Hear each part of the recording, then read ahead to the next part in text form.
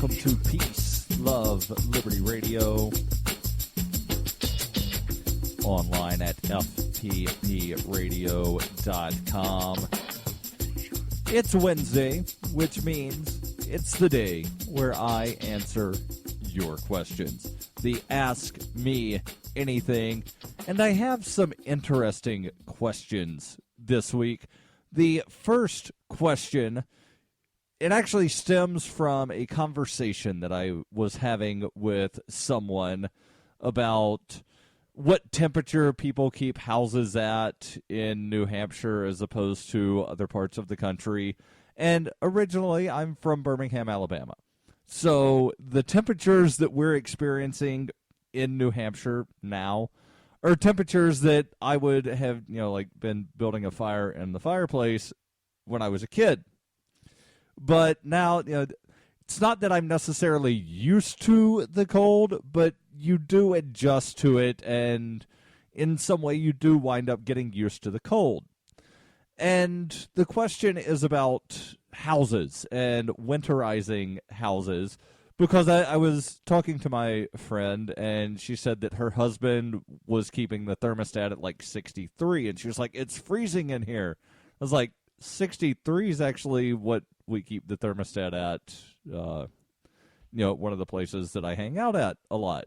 And I was recently house sitting for somebody, and I moved their thermostat down to about 63. I was like, 63 is actually a fairly comfortable temperature. And additionally, because a lot of the houses in New Hampshire wind up using oil, and oil is fairly expensive, then you don't want to keep the temperature too high, especially if you have a really old house, because a lot of these houses are drafty. So if you keep the temperature too high, then there's always going to be this draft, and so you're just going to burn more fuel to wind up keeping the house somewhere around where you want it to be. So the question is, why don't people winterize their homes, making sure they're well insulated and all drafts are sealed? And the second question is, why live in misery? And I would say that the answer to the first question about why people don't winterize their homes, sometimes it can be costly to properly winterize a house and to make sure that all of the drafts are sealed, especially when you have a house that is like 120 years old. And so then, you could wind up asking the question, well, why would somebody live in such an old house? And that has to do a lot with, the area that they want to live.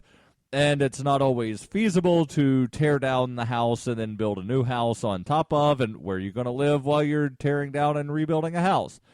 And it's also very costly to wind up fixing up some of these old houses.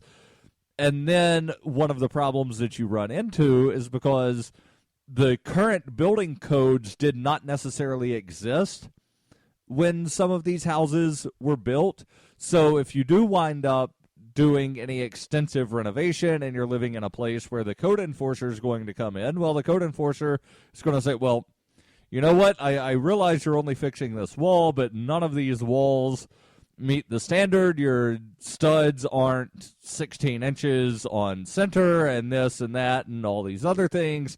And then you wind up basically having to wind up spending a lot more money than you had planned on to do a minor installation, because you now have to basically renovate the entire house and rebuild the house as it stands. And that can be extremely costly. So to answer the second question, why live in misery, I don't think that the people that necessarily live in an old house consider that to be living in misery. And again, I'm from Birmingham, Alabama, so I know extremely hot days. And I have been so hot living in a house that did not have air conditioning, where I only had, like ceiling fans and box fans. And I was more miserable living in that scenario, to where there were times it got so hot I would lay naked on a linoleum floor trying to cool off, and I just could not get cool.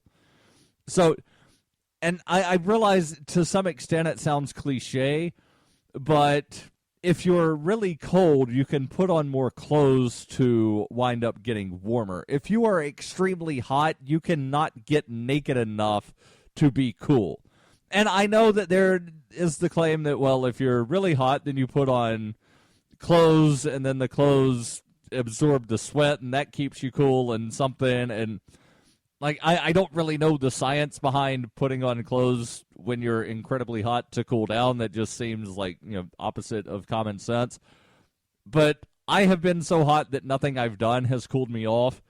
I have been so cold to where, oh, okay, stand by a fire. Put on 3 extra layers of socks.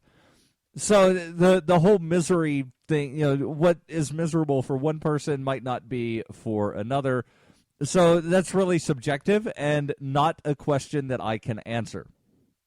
The next question is actually a series of questions, and I'm going to read the entire series of questions before going back to answer different parts of the question and correct some of the inaccuracies within the questions. So the next series of questions begins. If chemicals from soaps, lotions, and whatnot enter your body through skin in seconds, when there is a boil water advisory, should showers be considered safe? Bacteria and viruses are transferred via skin contact, not just airborne or swallowed, right? Don't we run the risk of swallowing some of our shower water? And isn't it quite a bit of it if it's vaporized, causing us to inhale it? So, if we are showering in contaminated water, do we still run the risk of becoming ill?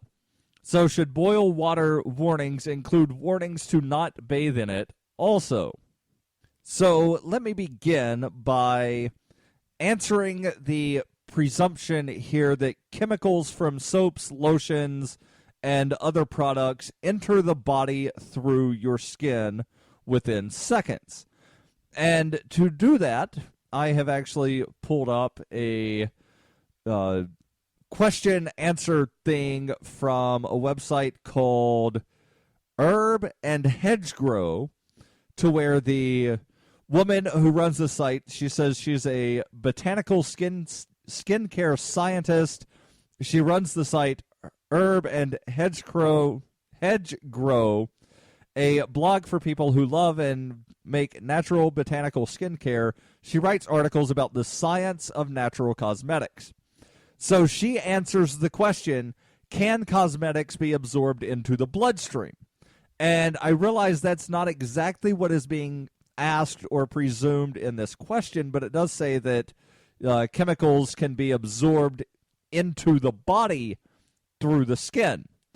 And presumably this means, like through the various layers of skin, the epidermis, the dermis, and the hypodermis, which is the bottom layer of skin. So let me begin by reading part of her answer, and I will do that when we come back in the second segment of Peace, Love, Liberty Radio, because there's a lot of assumptions and presumptions in this series of questions that has to be cleared up before I can accurately answer the question. And I'll do that in just a moment on Peace, Love, Liberty Radio, online at fppradio.com. During the 2013 Porcupine Freedom Festival, Davy Barker presented an idea for a renegade psychological experiment. Since then, he has refined his idea and put his plan and research into writing. He explains, "We aim to show the world beyond a shadow of a doubt that power corrupts absolutely and corrupt authority deserves no obedience." Authoritarian Sociopathy is available from Amazon.com, all major bookstores, and now available as an audiobook. Bitcoin Not Bombs is a launching pad for nonprofits and social entrepreneurs into the financial freedom of the Bitcoin economy. Bitcoin Not Bombs offers premium publicity campaigns designed to facilitate an organization's adoption of Bitcoin as a payment system. Bitcoin Not Bombs is fully committed to being the hub of the nonprofit sector of the Bitcoin economy, maximizing the potential cross-promotion of all our clients and commercial partners. To learn more, visit bitcoinnotbombs.com. You can support FPP Radio by shopping online. Whether you're looking for t-shirts, precious metals, bitcoins, or books, you'll find that and more at shop.fppradio.com. There's an Amazon shopping iframe built into the website, or you can shop directly from FPP with Bitcoin in the Bitcoin store. Every purchase you make from one of my affiliates at shop.fppradio.com helps fund FPP Radio. That's shop.fppradio.com.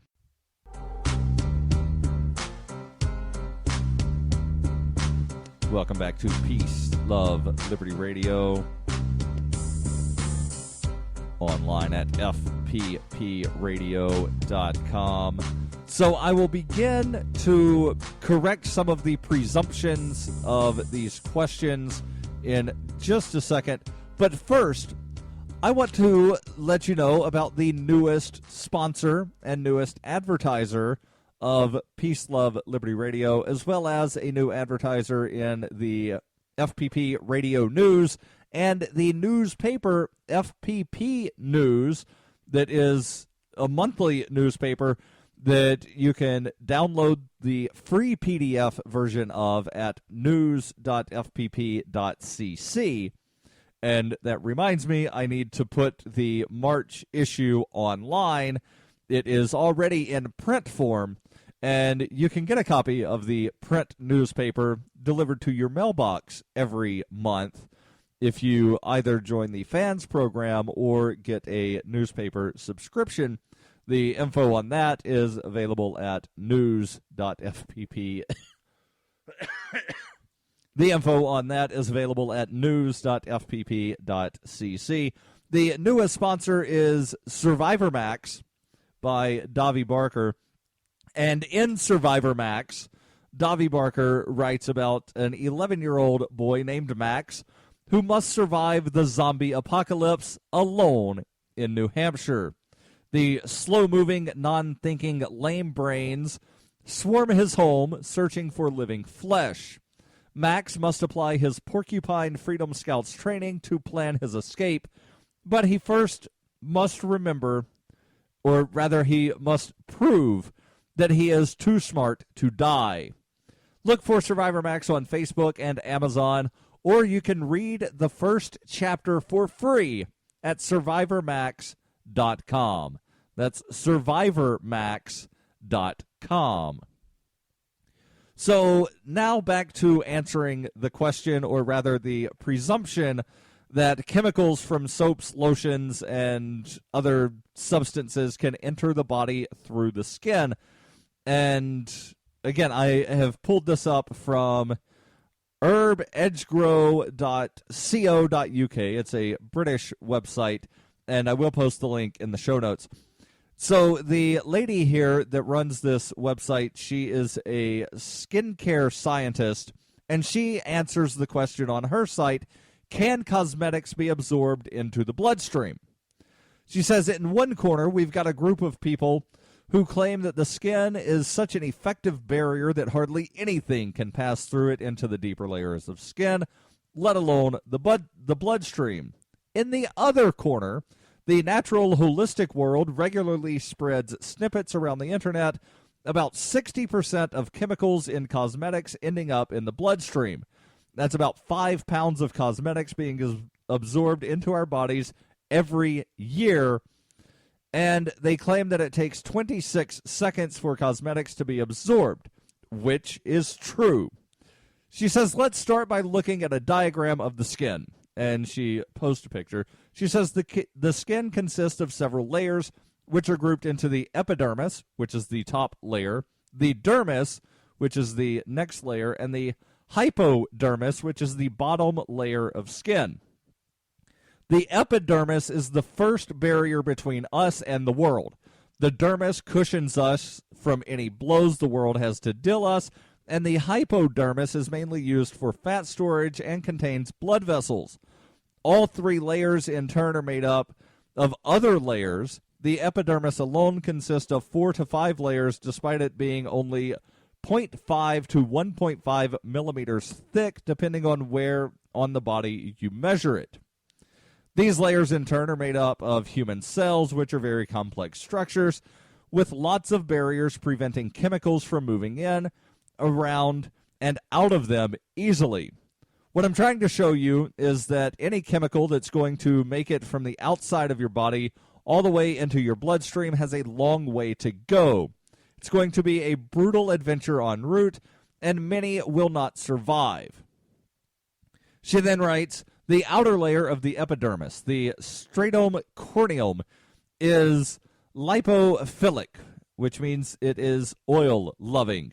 The hydrophobic, water-hating, part of the skin, or rather it is also hydrophobic, which is water-hating, which is why we don't turn into huge inflated bags of water every time it rains or we have a shower. Oil penetrates into the top layer and generally doesn't make it much further. The layer deeper down in the epidermis starts to change in chemical composition and contains more water, making it harder for oil to penetrate further into the skin because oil and water don't mix. So now I'm going to skip down to where she talks about making mayonnaise, to where mayonnaise apparently is made up of both oil and water, but there's an egg that binds them together. She says all of your lotions and creams are generally a blend of oil and water with an emulsifier. This is the reason that most people prefer to apply a lotion to their skin instead of a thick cream. They prefer the feel of a lotion quickly absorbing rather than a thick oil cream sitting on the outer layer of their skin for a longer period of time. And then she writes a little bit more about how this happens, and that sometimes if you're having a massage, that the oils can penetrate a little bit deeper because the skin is being manipulated in a sense. But the absorption rate, this about with the face and scalp, is higher than other parts of your body. But the cosmetics people, they don't want the products that they sell to wind up going into your bloodstream, because they only want it to basically, affect the appearance of the skin. And also, if it goes into the bloodstream, then it becomes a drug. And the cosmetics that you apply should not be entering your bloodstream. So the presumption here is that chemicals enter the body, and by this, I'm not sure if they're talking about just, the layers of skin and it goes down, through the epidermis and sits on the dermis, or if they're talking about all the way into the inner workings of the body, and if it's the latter, then it's completely inaccurate. The next question, or next part of the question, is when there's a boil water advisory, should showers be considered safe? And for this, I wind up turning to the, who is this? The D.C. Water Commission, the District of Columbia Water and Sewer Authority, and they have on their website information about when there's a boil water advisory. If you can't boil the water for whatever reason, how do you make the water safe? And one of the questions is, can I use tap water to brush my teeth? And they say, no, do not use tap water to brush your teeth.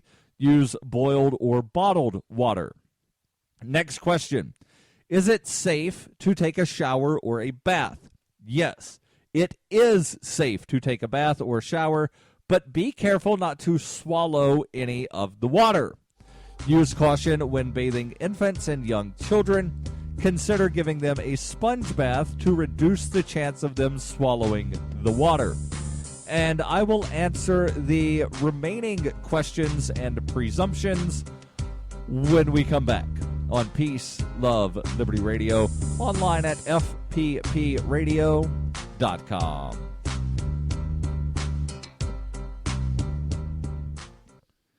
Hey, this is Michael Dean from the Freedom Fiends radio show. I've been working with computer programmer Derek Slopey to create Fiend Phone. I'm using Fiend Phone right now to talk with and record one of my co-hosts in real time. Take it, Davi.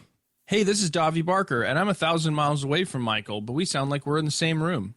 We sure do, Davi. So, Davi, please tell the nice people more about Fiend Phone. FiendPhone is free, open-source software that opens up a global world of possibilities for collaborative, high-quality remote voice media production, and I'm digging it. People can try the Windows beta version of FiendPhone right now at fiendphone.com. But we're also raising money to vastly improve FiendPhone and vastly improve independent talk media worldwide. So go to fiendphone.com to help out. Who will build the audio roads? We will, with your help. That's fiendphone.com. FEENPHONE.com. Foxtrot, Echo, November, phone.com. FiendPhone. I never knew remote audio could be this good. Bitcoin Not Bombs is a launching pad for nonprofits and social entrepreneurs into the financial freedom of the Bitcoin economy. Bitcoin Not Bombs offers premium publicity campaigns designed to facilitate an organization's adoption of Bitcoin as a payment system. Bitcoin Not Bombs is fully committed to being the hub of the nonprofit sector of the Bitcoin economy, maximizing the potential cross-promotion of all our clients and commercial partners. To learn more, visit bitcoinnotbombs.com.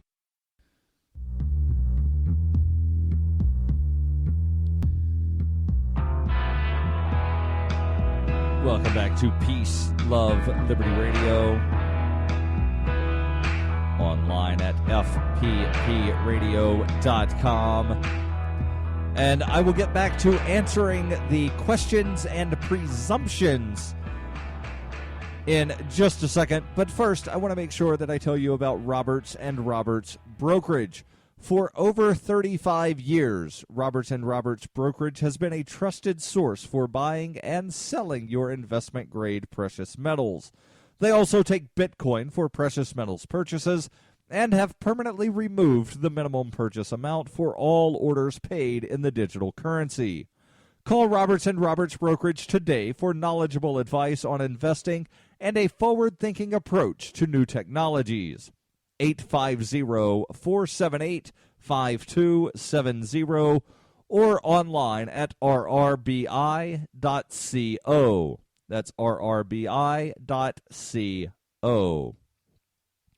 So the next question that also makes a couple of presumptions is bacteria and viruses are transferred via skin contact, not just airborne or swallowed, right?